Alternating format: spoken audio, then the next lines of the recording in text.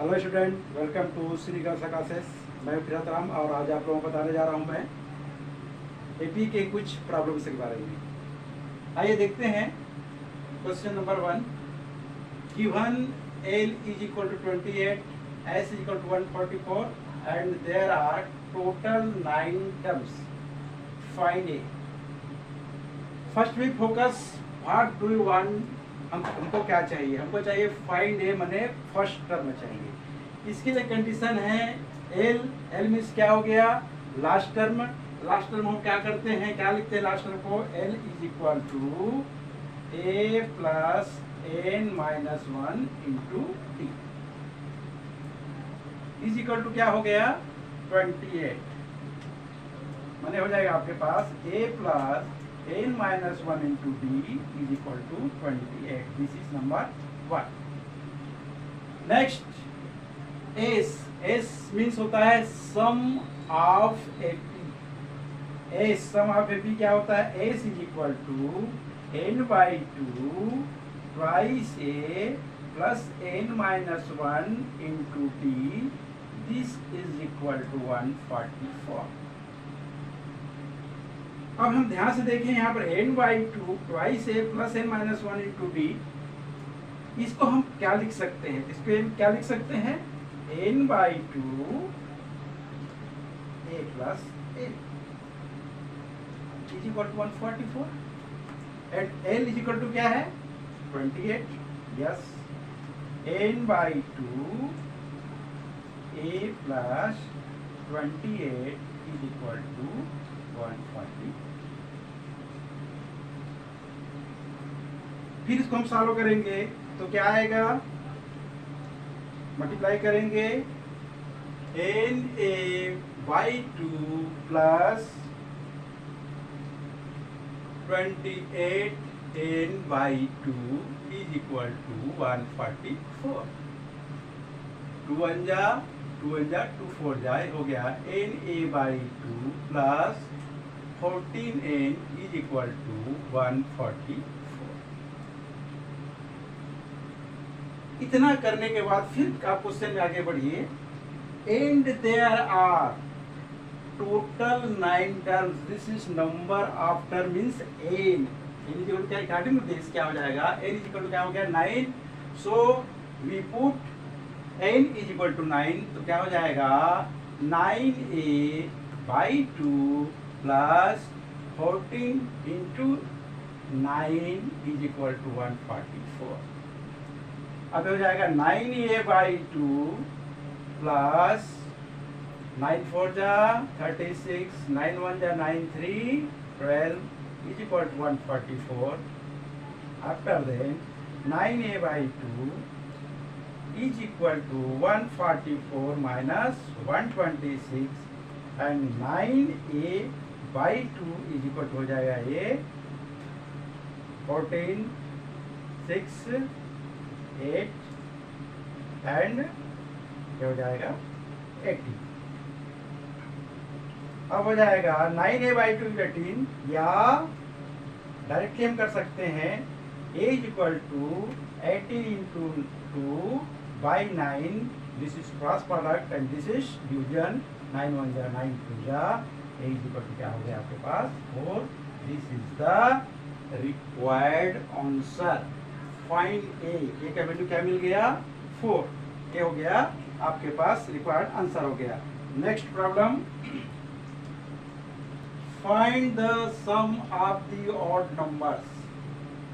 Student always we focus the question. जब तक कि हम क्वेश्चन को नहीं समझेंगे we can not give the correct answer. तो सबसे पहले आपको फोकस करना है आपके क्वेश्चन पर.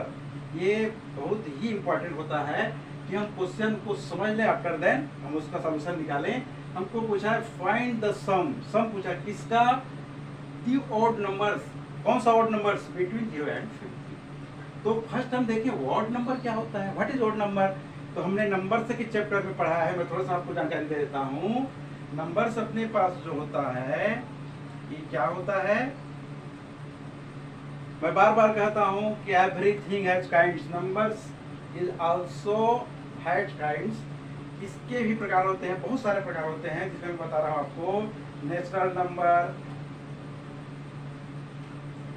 which started from 1 2 and goes to infinity, whole number which started from 0 and goes to infinity, real number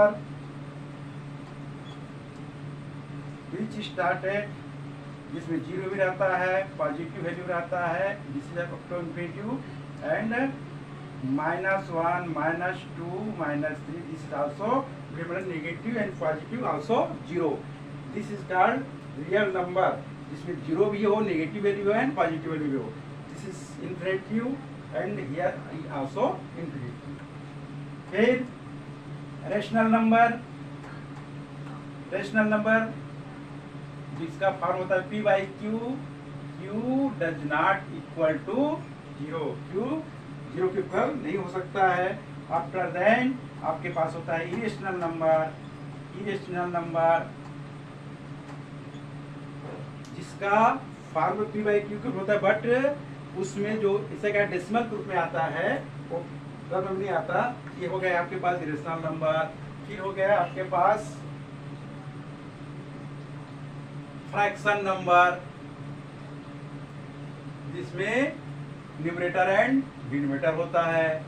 फिर होता है आपके पास इवन नंबर जो 2 4 6 up to infinity. After then odd numbers 1 2 3 to infinity, every number के बीच 2 का difference.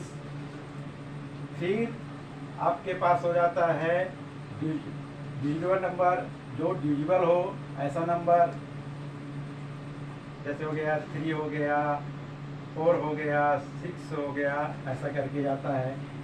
इसके होता है इंडिविजुअल नंबर, ये जो डिवीजन नहीं हो सकता है, जिसका 1, इसमें 4 आएगा, 4 6 1 3 5 7 11 ऐसा नंबर आता है जो डिविजिबल ना हो। तो बहुत सारे ऐसे नंबर्स हैं, ये नंबर के बारे में आपको जानकारी रहना चाहिए, तब हम क्या करते हैं इस कॉन्सेप्ट को क्लियर करते हैं। तो मैं आप लोगों को बताने जा रहा था कि ओड नंबर जो हमको कहा गया, ओड नंबर क्या है 1 2 3। तो यहाँ पर हम ध्यान से देखें, हमको कहा गया ओड नंबर 0 और 50 के बीच में क्या हो जाएगा ओड नंबर 1 3 5 7 एंड लास्ट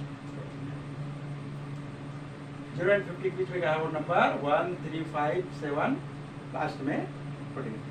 जैसे ही हम इसको देखें तो हमको क्या मिला, फर्स्ट हमको क्या मिला, a is equal to 1, this is first term. After then common difference जिसको हम डिनोट करते हैं 3 - 1 इज इक्वल टू 2। अब स्टूडेंट क्वेश्चन क्या कहता है, हमको फाइंड द सम के लिए क्या चाहिए, अपने को चाहिए a चाहिए, d चाहिए एंड n चाहिए। n कहाँ से मिलेगा, n मिलेगा आपको यहाँ, दिस 49 क्या है, this is last term, means a plus n minus 1 into d is equal to 49। जैसे ही आप एक कॉन्सेप्ट क्लियर करते हैं आपको तुरंत आंसर मिलता है a plus n minus d। यहाँ पर अब ये क्या है आपके पास 1 है, d क्या है आपके पास 2 है, put this value on this, क्या हो जाएगा 1 प्लस n माइनस 1, d क्या है आपके पास 2 is equal to 49, 1 plus 2n minus 2 is equal to 49। फिर हो जाएगा ये 2n minus 1, 2n minus 1 is equal to 49, 2n is equal to 49 plus 1. Apply every rules for solving the math. प्रत्येक rule को आपको अपनाना है। जैसे -1 आया, ट्रांसफर क्या हो गया, वो +1 हो गया, +1 होता क्या होता, -1 होता, तो ये हो गया आपके पास। फिर n इज इक्वल टू क्या हो जाएगा 50/2, ये क्या आएगा 25, n का वैल्यू क्या मिल गया आपके पास 25। जैसे ही n का वैल्यू 25 मिला, हम क्या कर सकते हैं, सम ज्ञात कर सकते हैं, क्योंकि ए मिल गया, डी मिल गया, अब एन मिल गया। सो H25 क्या हो जाएगा? या पहले आप फार्मूला अप्लाई कर लीजिए, उसके बाद में आप उसको लिख सकते हैं। फार्मूला अप्लाई करेंगे SN is equal to n/2 twice A plus n-1 into D. SN कितना है? 25/2 2 इंटू 1 प्लस 25-1 डी क्या है आपके पास? वो है। फिर H25 is equal to 25/2 2 plus 25-1 24 into 2 after then 25/2 2 plus 48 फिर 25/2 इंटू 50 2 1 2 2 2 5 25 क्या हो गया? 625। This is the required answer. माने 0 से 50 के बीच में जो भी आउट नंबर है उनका सम क्या है? 625 है। तो इस प्रकार से हम क्या करते हैं? सॉल्व करते हैं। बस अप्लाई आपको करना है कि कहाँ पर आपको क्या चीज मिल रहा है, that is very important. Next problem है the first and last terms of an APR 17 and 350. If the CD common difference is 9, how many terms are there? Question है आपके पास, हाउ मेनी टर्म्स, कितने टर्म्स हैं? मैंने अभी क्या पूछा? Number of terms n पूछा। एंड व्हाट इज देयर सम पूछा, मैंने क्या? SN पूछा। अब देखें हम इस n के लिए और इसके लिए हमें क्या चाहिए, तो हमें सीधा सीधा n के लिए क्या चाहिए? यदि हमारे पास सम वाला अप्लाई होता है यहाँ पर फार्मूला, तो A चाहिए, D चाहिए एंड SN चाहिए। और ये SN तो हमें ज्ञात करना है, तो कहने को SN जैसे हमें ज्ञात करना है तो हमें दिमाग लगाना है कि SN हमें ज्ञात करना है, तो हमें SN वाला फार्मूला नहीं लगेगा। वो क्या हो गया आपके पास? पहले ही राउंड में खत्म हो गया। तो क्या होगा वहाँ पर वो आपका nth टर्म वाला फार्मूला लगेगा। क्या वो फार्मूला आपके पास ऐसा कंडीशन है? यस, दिखाई दे रहा है आपको। The first and last terms of an AP 17 and 350, last term ये शब्द है। This is A plus n-1 into D. बस यहाँ से आपको होता है। अब हम देखें सॉल्यूशन क्या होता है। A is equal to first term क्या है आपके पास? 17, लास्ट टर्म में n इज इक्वल टू क्या हो गया आपके पास? 350। अब देखिए लास्ट टर्म में क्या लिखते हैं हम? A plus n-1 into D is equal to 350। अब जैसे ही आपने लिखा तो इसमें आपको क्या मिला? ये मिला। आप एक वैल्यू रख दीजिए 17 plus n-1 into D is equal to 350। अब आपके पास हो जाएगा n-1 into D is equal to 350 minus 17। ये हो जाएगा आपके पास n-1 into D is equal to 350 minus 17 क्या हो गया? 333। अब जैसे ही यहाँ पर है आपकी गाड़ी रुक गई, लेकिन गाड़ी रुकेगी नहीं, आगे फिर पढ़िए। इफ द CD इज 9, जैसे CD कहा गया, मैंने कॉमन डिफरेंस क्या है आपके पास? D9 है।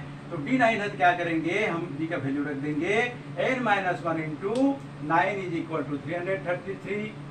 फिर 9n minus 9 is equal to 333।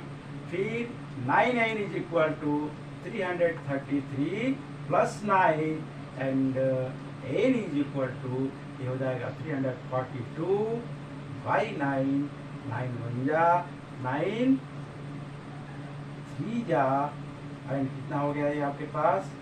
7 2 9 8 जा 72। n का वैल्यू कितना मिल गया आपके पास? 38। First answer clear.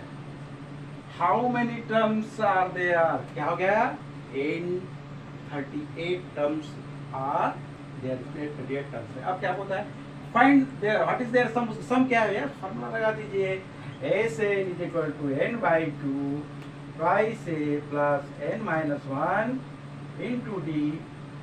According to this S38 is equal to 38/2 into 2 into first term 17 plus n 38 minus 1 d क्या है आपके पास 9 सॉल्व करिए ये हो जाएगा 1 9 ये हो जाएगा 34 प्लस ये हो गया 37 into 9 फिर इसको करेंगे 19 34 प्लस 9 7 जा 63 3 हो गया एंड 9 3 जा 27 और 6 कितना हो गया। जैसे ही स्थिति आपके पास आया क्या हो गया 19 34 प्लस 333 कितना हो जाएगा ये इंटू 437 एंड 336। अब इसका आप मल्टीप्लाई कर दीजिए क्या हो जाएगा आपके पास 97 जा तो ये हो जाएगा आपके पास 133 में क्या हो जाएगा आपके पास ये 3 हो गया 13 फिर आया 96 जा 114 ये हो गया 7 2 8 आपके पास हो जाएगा ये 7 आ गया फिर ये आ गया 12 19 3 जा 57 और ये हो जाएगा 9 और हो गया 6 क्या हो जाएगा 6973 this is the required answer. तो इस प्रकार से आपके पास जो स्थिति होता है वो कि हाउ मेनी टर्म्स निकल 38 फाइंड देयर सम्स हम कितना आ गया 6973 मल्टीप्लाई थोड़ा सा देख कर लीजिए स्टूडेंट हो सकता है कुछ इसमें मिस्टेक हो सकता है बट मल्टीप्लाई आपको आना चाहिए 1970 ऐसे ठीक है। तो इस प्रकार से आपको करना है। तो आप देखिए और आप कहीं भी आपको डाउट होता है आप कमेंट्स बात करके हमारे पास कमेंट कर सकते हैं और अपने प्रॉब्लम को सॉल्व करा सकते हैं।